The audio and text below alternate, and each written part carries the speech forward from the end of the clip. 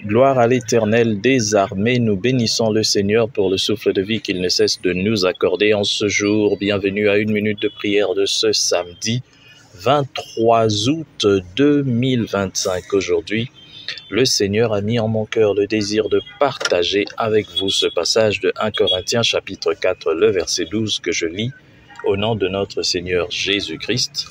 Nous nous fatiguons à travailler de nos propres mains, nous bénissons. Nous nous fatiguons de travailler de nos propres mains, nous bénissons.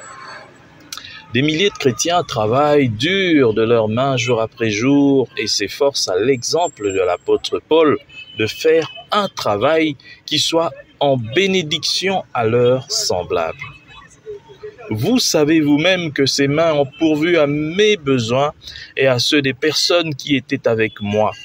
Je vous ai montré de toute manière que c'est en travaillant ainsi qu'il faut soutenir les faibles et se rappeler les paroles du Seigneur qui a dit lui-même « Il y a plus de bonheur à donner qu'à recevoir » Actes des Apôtres chapitre 20, le verset 34 et 35.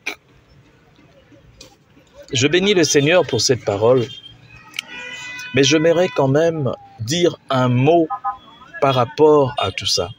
De plus en plus, on parle de serviteurs de Dieu, pasteurs à plein temps, pasteurs à mi-temps. Et lorsqu'on parle de pasteur à plein temps, on dit c'est l'Église qui doit le prendre en charge, comme c'est le cas aussi pour l'Église catholique. Mais laissez-moi vous dire, moi, personnellement, je ne suis pas d'accord avec cela. Moi, personnellement, et pour ceux-là qui le font, bon, en tout cas, ça dépend d'eux. Mais moi, personnellement, je ne suis pas d'accord avec ça. Parce que pour moi, il faut que tout serviteur de Dieu puisse aussi travailler de ses propres mains, gagner de l'argent. Si je dis cela, ce n'est pas pour rien. C'est d'abord parce que dans la Bible, telle que nous venons de le voir dans Actes, l'apôtre Paul est l'exemple le plus frappant. Il travaillait de ses mains. Il ne dépendait pas des gens. D'ailleurs, lui-même, il le dit dans les épîtres et même dans les actes.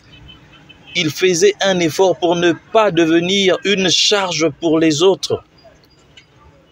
Et puis aussi, humainement parlant, de plus en plus, il y a de manque de respect lorsque vous dépendez de quelqu'un, lorsque vous dépendez des avoirs, des finances. Le mieux à faire, c'est de prier le Seigneur pour vous bénir, vous donner un travail qui va vous permettre de financer l'œuvre de Dieu. Normalement, c'est nous-mêmes qui devons financer l'œuvre de Dieu, nous-mêmes, c'est-à-dire le serviteur de Dieu lui-même doit chercher à financer l'œuvre de Dieu parce que ça fait partie aussi de l'œuvre de Dieu. Je ne sais pas si je me fais comprendre. Mais ne cherchez pas à devenir un poids, un obstacle, un sujet de critique. Parce que lorsqu'on vous prend en charge, il y a toujours des critiques qui se font suivre après.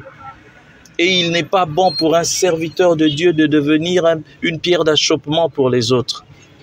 Cherchez par tous les moyens à être indépendant. C'est très important. Je bénis le Seigneur pour tout ce qu'il fait pour moi, pour tout ce qu'il fait pour chacun des serviteurs de Dieu. Et je prie pour que aucun serviteur de Dieu ne soit un poids, une charge pour ses fidèles et pour d'autres. Mais en le disant, j'aimerais finir en disant, je ne dis pas que vous ne devez pas bénir vos conducteurs. Non, c'est autre chose. Bénir, c'est quelque chose de spontané. Mais ici, je parle de quelque chose de régulier. Non. Non, je suis contre cela. Soutenez l'œuvre de Dieu, oui. Emmenez vos dons, tout ça, dans la maison du Seigneur, oui. Mais qu'un serviteur de Dieu devienne une charge supplémentaire pour le serviteur et pour les enfants de Dieu, pour le peuple de Dieu, non. Ce ne serait pas souhaitable. Que Dieu bénisse sa parole, qu'il bénisse tous ceux qui m'ont suivi et que sa parole atteigne les extrémités de la terre. Au nom de Jésus-Christ,